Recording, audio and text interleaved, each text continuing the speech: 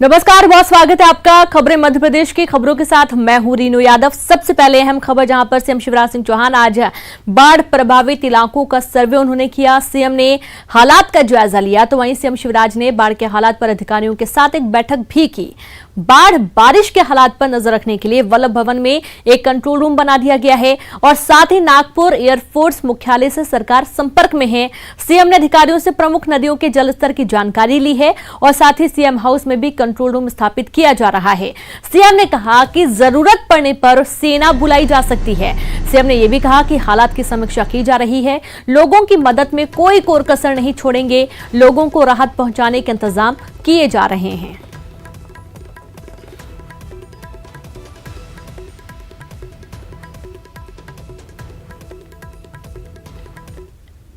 से रहकर 24/7 बाढ़ की समीक्षा करूंगा। फंसे हुए लोगों को सुरक्षित वापस निकालने में हम कोई कसर नहीं छोड़ेंगे, राहत के पूरे इंतजाम करेंगे। लेकिन अभी भारी बारिश का अलर्ट है और इसलिए इस समय मेरा कर्तव्य है कि मैं पहले से बाढ़ और बारिश से अपनी टीम के साथ, सरकार प्रशासन के साथ जनता को सुरक्षित रखने की पूरी कोशिश करूं।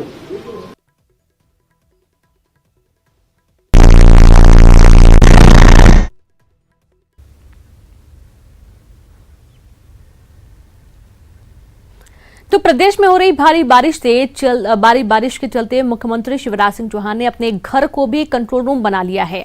सोमालवाड़ा गांव के मुकेश जब बाढ़ में घिरे और उनका फोन मुख्यमंत्री के बेटे कार्तिकेय के फोन पर आया, तो कार्तिकेय ने मुख्यमंत्री शिवराज सिंह चौहान से फोन पर वीडियो कॉलिंग पर चर्चा कराई और मुख्यमंत्री ने आश्वासन दिया कि उनकी सुरक्षा पूरी तरह से सुनिश्चित की जाएगी। हाँ मुकेश, सोमलवाड़ा से मुकेश। हाँ मुकेश, शिवराज बोल रहा हूँ। हाँ मुकेश, हाँ मैंने कोशिश की पहुंचने की हेलीकॉप्टर से, लेकिन वो आवाज आ रही,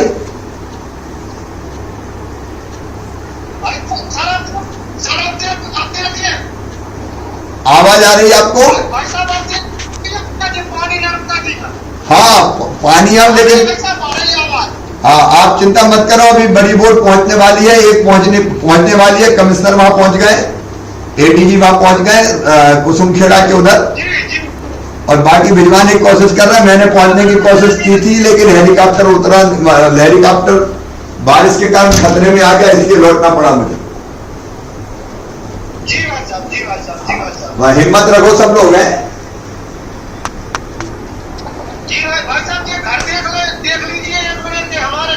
हाँ दिख रहे हैं सब।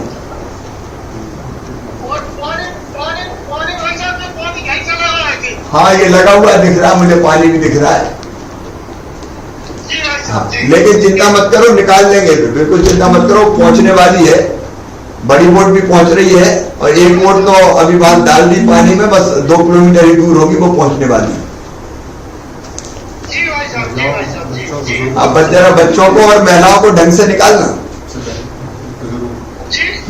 बच्चों को, माताओं बहनों को, बुजुर्गों को जरा ढंग से निकालना। ठीक है, चिंता मत करो, मैं रात भर जगूंगा। है ठीक है। तो प्रदेश में बारिश से बाढ़ जैसे हालात हैं, जिसकी वजह से जनजीवन अस्त व्यस्त हो चुका है। कई जगहों पर निचली बस्तियों और रिहायशी इलाकों में पानी भर चुका है। लोगों की मदद में प्रशासन लगातार जुटा हुआ है। आफत की बारिश,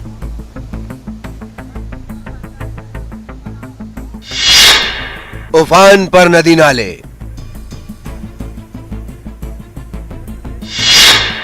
ज्यादातर डैम के खोले गए गेट,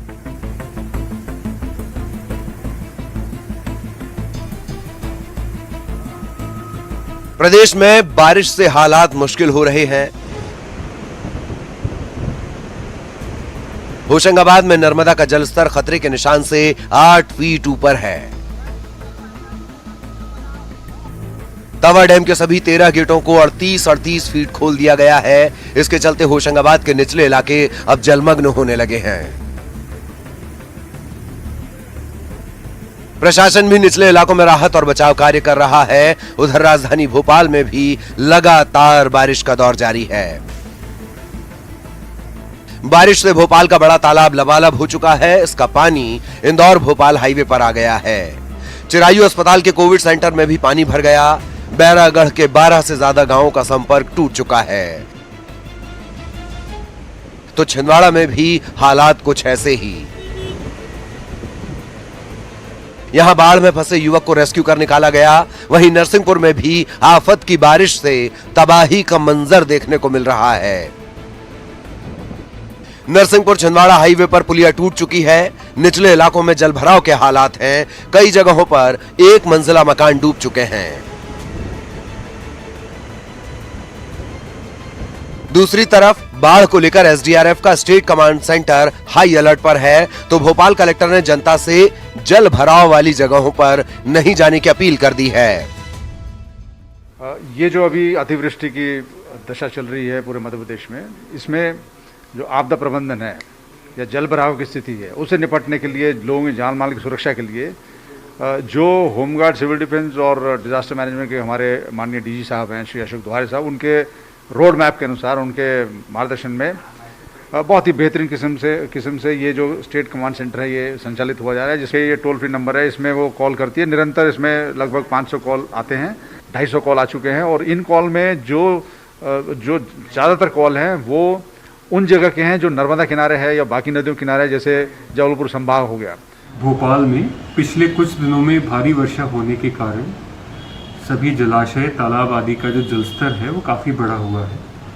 मेरा सभी लोगों से ये आग्रह है कि स्वयं भी और अपने बच्चों को भी ये सलाह दें कि वो इन सभी जलाशयों से, किनारों से दूर रहें, जिससे किसी के भी डूबने की या कोई विपरीत परिस्थिति निर्मित ना हो। जबलपुर में बरगी डैम के 17 गेट खोले गए हैं। बांध का जलस्तर 422.40 मीटर ज्यादा हो चुका है, जबकि बांध में 422.76 मीटर तक ही पानी आ सकता है। इस साल पहली बार 21 में से 17 गेट खोले गए हैं। हर बार इंतजार रहता है और इस बार अगस्त जाते जाते बरगी बांध के जो गेट है वो लगातार बीते 12 दिनों से खुले हुए हैं और निचले इलाकों में लगातार अलर्ट है। नर्मदा के तमाम घाट जो हैं वो डूब चुके हैं। बेशक बाढ़ के हालात निचले इलाकों में हैं, तो सतर्क रहिए और जो जलस्तर है वो लगातार यहाँ पर बढ़ता हुआ और जरूरत पड़ेगी तो और भी अधिक जो जलदौर 4 बचे हैं उन्हें खोला जा सकता है। खंडवा में भी इसका असर देखने को मिला। खंडवा के ओंकारेश्वर बांध के सभी 23 गेट खोल दिए गए। यहां से 14,000 क्यूसेक पानी छोड़ा जा रहा है, जिसके चलते मोरटक्का पुल से बड़े वाहनों के गुजरने पर प्रतिबंध लगा दिया गया। इधर इंदौर में इंदिरा सागर डैम में ज्यादा जल भराव के बाद इसके 12 गेट खोल दिए गए। डैम के गेट 6 मीटर की ऊंचाई तक खोले गए हैं। इसके साथ ही लोगों की सुरक्षा के मद्देनजर डैम के ब्रिज को आवागमन के लिए बंद कर दिया गया है। मौसम विभाग ने छिंदवाड़ा, विदिशा, सीहोर, राजगढ़, शाजापुर और आगर में रेड अलर्ट जारी किया है।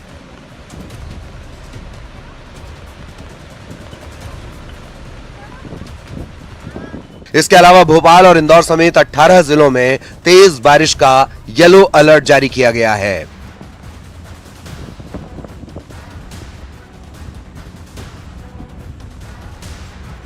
Bureau report, news 18 Madhya Pradesh, Chhattisgarh.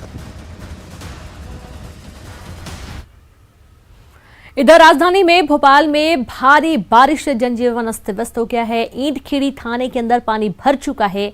वहीं चिरायू कोविड-19 सेंटर में भी पानी घुस चुका है और इसकी वजह से वहां भर्ती मरीजों को परेशानियों का सामना भी करना पड़ा है।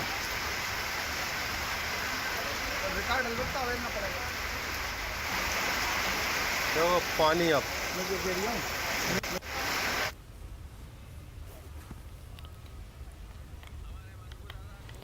बारिश से भोपाल का बड़ा तालाब लबालब हो चुका है और इसका पानी इंदौर भोपाल हाईवे पर आ गया है।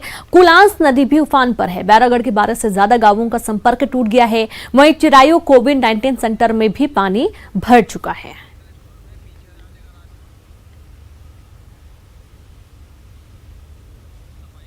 प्रशासन की ओर से आम लोगों को सुरक्षित जगहों पर रहने की हिदायत तो दी जा रही है, लेकिन अगर प्रशासन की लापरवाही लोगों की जान पर भारी पड़ा है तो फिर आप इसे क्या कहेंगे।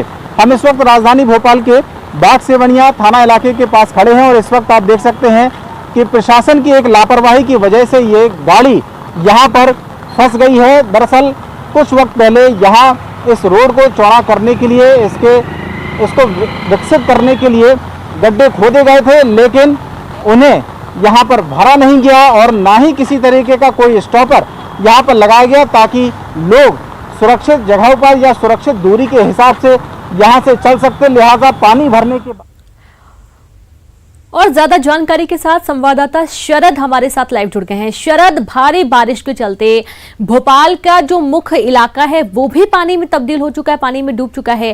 किस तरीके के हालात हैं, प्रशासन किस तरीके से मदद कर रहा है, पूरी जानकारी विस्तार से शरद।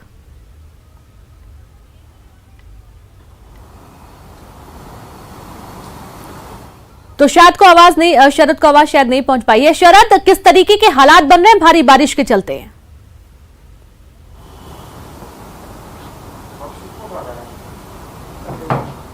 तो शायद शरद नहीं सुन पा रहे हैं, लेकिन हम फिर से बात करने की कोशिश करेंगे। आपको बता दें कि मुख्यमंत्री शिवराज सिंह चौहान ने सुबह हेलीकॉप्टर से पूरे इलाके का जायजा लिया था और चूंकि मौसम खराब हो रहा था इस वजह से उन्हें वापस आना पड़ा और उनका यही कहना है कि 24/7 वो नजर बनाए हुए हैं, पूरी स्थिति का जो जायजा है वो ले रहे हैं, समीक्षा कर रहे हैं और जरूरत जहां पर सबसे पहले पड़ रही है वहां पर अधिकारियों को पहुंचाया जा रहा है। रेस्क्यू टीम मौके पर पहुंच रही है। ये भी कहा गया है कि यदि ज्यादा जरूरत पड़ी तो हम सेना की भी मदद लेंगे। बाढ़ प्रभावित इलाकों का हवाई सर्वे करने के बाद जैसे स्थिति देखी गई है उसके बाद से अब कोशिश की जा रही है कि पानी वाले इलाकों में कोशिश की जाएगी सबसे पहले राहत पहुंचाने की और खासतौर पर जो निचले इलाके हैं वहां पर मदद पहुंचाने का आश्वासन पहले ही दिया जा चुका है। अभी और बारिश होने की बात कही गई है और बारिश के चलते जो डैम है वो पूरी तरीके से भर चुके हैं। और संवाददाता शरद एक बार फिर से जुड़ गए। शरद, किस तरीके के हालात हैं भारी बारिश के चलते और साथ ही प्रशासन किस तरीके से मदद में जुटा हुआ है?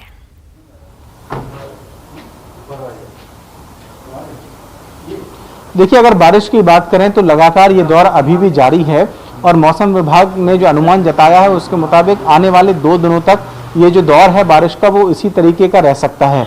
इस वजह से अब जो निचले इलाके थे वहां तो पानी पहले ही भर गया था, लेकिन नदी नाले और जो डैम है उनका पानी छोड़े जाने की वजह से कई और रिहायशी जो इलाके हैं वहां पर और जो गाँव का इलाका है जो नदियों के तटबंध से लगा रहता है वहां तक भी पानी पहुंच गया और उस वजह से लोगों को काफी परेशानियों का सामना करना पड़ रहा है।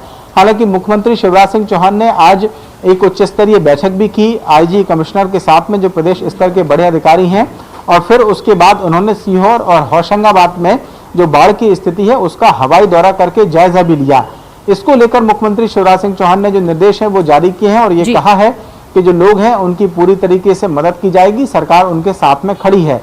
तो इस तरीके के आश्वासन तो आ रहे हैं, लेकिन ऐसी बारिश में लोगों के लिए एक सुरक्षित आशियाना ढूंढ पाना और सुरक्षित जगह तलाश पाना एक मुश्किल काम हो रहा है, क्योंकि पानी हर जगह जो है बरस रहा है, चाहे भोपाल की बात करें चाहे दूसरे इलाकों की बात करें। तो इस तरीके की जो स्थितियां हैं वो फिलहाल बनी हुई हैं। बारिश का दौर जैसा मैंने कहा कि अनुमान के मुताबिक आने वाले 2 दिनों तक इसी तरीके का है। तो प्रशासन के सामने एक बड़ी चुनौती ये भी है कि जो प्रभावित लोग हैं या पीड़ित लोग हैं उनको सुरक्षित स्थान तक पहुंचाना और उनके जान माल की रक्षा करना। बिल्कुल, और ये हमने सुना भी शरद जब सीएम शिवराज सिंह चौहान सभी को निर्देशित कर रहे थे तब उन्होंने बोला है कि महिलाओं बच्चों को सबसे पहले सुरक्षित स्थान पहुंचाना पहली जिम्मेदारी है। आप लगातार बने रहे। किसी बीच बड़ी खबर है जहां पर विधानसभा उपचुनाव के विधानसभा प्रभारी, बड़ी खबर आपको दे रहे हैं भोपाल से, जहां पर विधानसभा उपचुनाव के विधानसभा प्रभारी और सह प्रभारी नियुक्त किए गए हैं। बीजेपी प्रदेश अध्यक्ष बीडी शर्मा ने नियुक्त किया है। बड़ा मलेहरा, मानधाता, नेपानगर के विधानसभा उपचुनाव प्रभारी नियुक्त किए गए हैं। साथ ही सुर्की, हाट पिपलिया और सुबासरा के विधानसभा सह प्रभारियों की भी नियुक्ति घोषणा हुई है। बड़ा मालेहरा में हरिशंकर खटीक विधानसभा उपचुनाव प्रभारी घोषित हुए हैं। मानधाता में जसवंत सिंह हाडा विधानसभा उपचुनाव प्रभारी घोषित हुए हैं। साथ ही नेपानगर की बात करेंगे, गोपी कृष्ण नेमा को बनाया गया है विधानसभा उपचुनाव प्रभारी। तो सुर्खी में आलोक संजर को विधानसभा का सह प्रभारी बनाया गया। और संवाददाता शरद लगातार बने हुए। शरद, यहां पर अब देखा जा रहा है कि विधानसभा सह प्रभारियों की नियुक्ति हो गई है, प्रभारियों की नियुक्ति हो गई है, विस्तार से।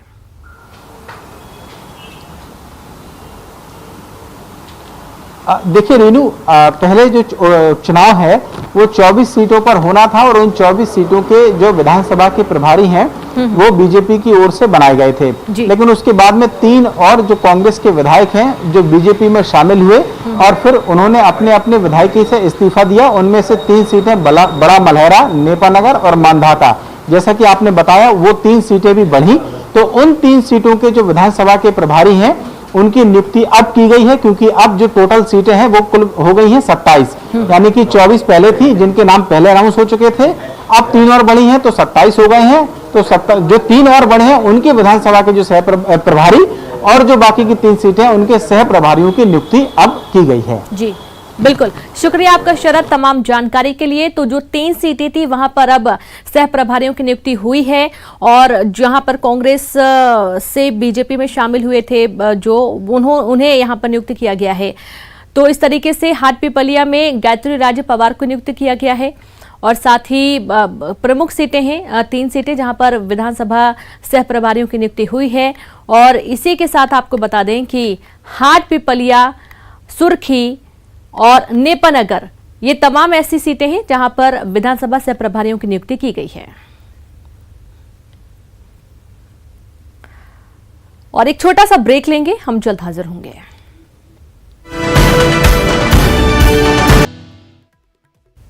ब्रेक के बाद एक बार फिर से आप सभी का स्वागत है। एमपी कांग्रेस के आरोप के बाद सरकार हरकत में आई और खरीफ 2020 और अभी 2020-21 के लिए फसल बीमा कंपनी तय कर दी गई है। प्रदेश में लगभग 20 लाख किसानों के बैंक खातों में खरीफ फसल 2019 की बीमा राशि आएगी और करीब 4500 करोड़ रुपए 6 सितंबर को सीएम शिवराज सिंह चौहान किसानों के खातों में ट्रांसफर करेंगे।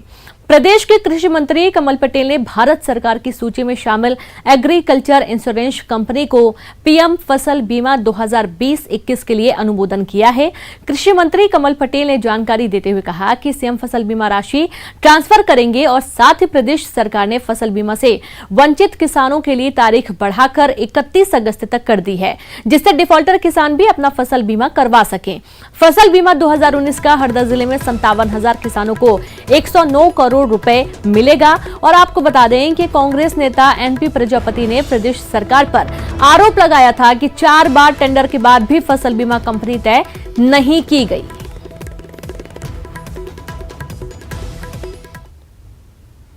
फाइलें चल रही है ई फाइल, और अभी मेरे प्रमुख सचिव ने मेरे पास 2 फाइल भेजी है, जिसमें एक फसल जो 2020-21 का फसल बीमा कंपनी तय करना है हमको। आज जो टेंडर हुए थे उसको हमने भारतीय किसान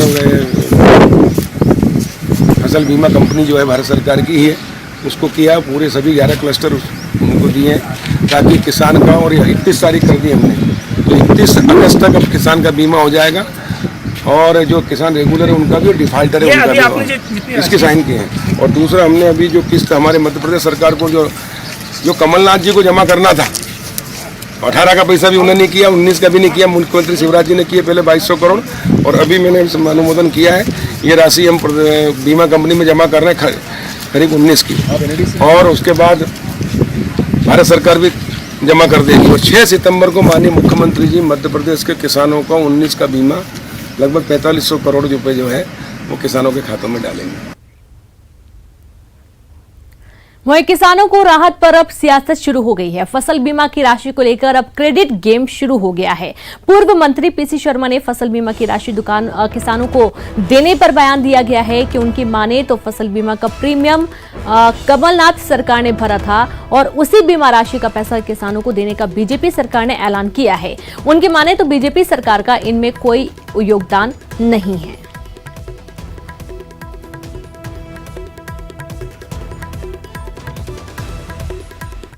का जो पैसा है ये कोई सरकार का पैसा नहीं है।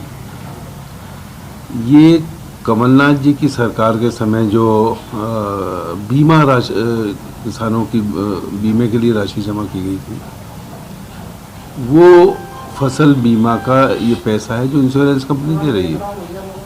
6 तारीख को सितंबर को मुख्यमंत्री ने डालने की, लेकिन इसमें इस सरकार का कोई लेना देना नहीं।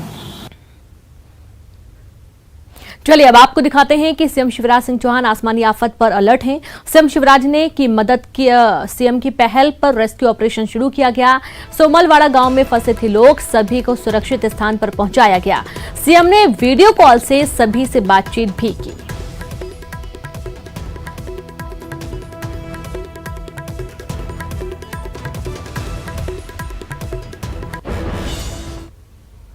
सबको निकलवा ले,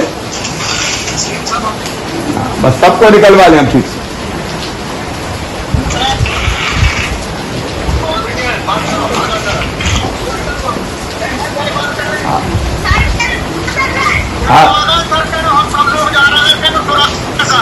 हाँ बेटी सुरक्षित निकल जाओ, घर में मत रहना कोई, और बोट में आराम से जाना, आराम से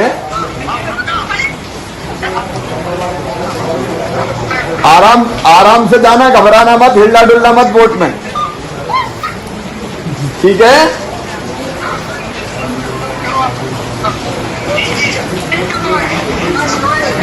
ठीक है, हाँ ठीक,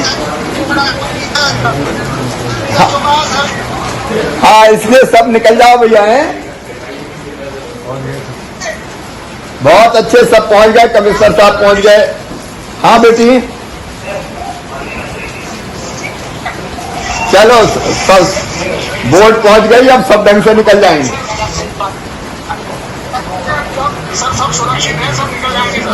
ठीक है बहुत बधाई।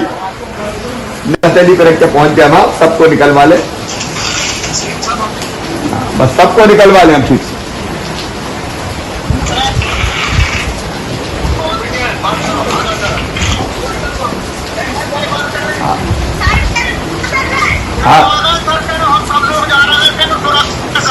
हाँ बेटी सुरक्षित निकल जाओ, घर में मत रहना कोई, और बोट में आराम से जाना, आराम से आराम से जाना, घबराना मत, हिलना डुलना मत। और इसी के साथ इस बुलेटिन में इतना ही। छोटे से ब्रेक के बाद देखिए छत्तीसगढ़ की खबरें। नमस्कार।